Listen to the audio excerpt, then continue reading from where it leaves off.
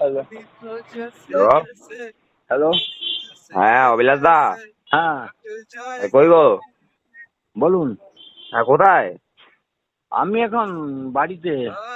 বাড়িতে কি করতেছেন? বাড়ি আর কি করবো, আজকে এলাম অফিস থেকে। অফিসে আইলেন? কোন অফিসে এখন? অফিস থেকে এলাম তো। হ্যাঁ, অফিসে কোন অফিসে আছেন?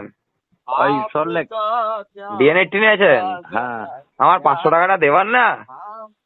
গুড মর্নিং বেটা। দেন না?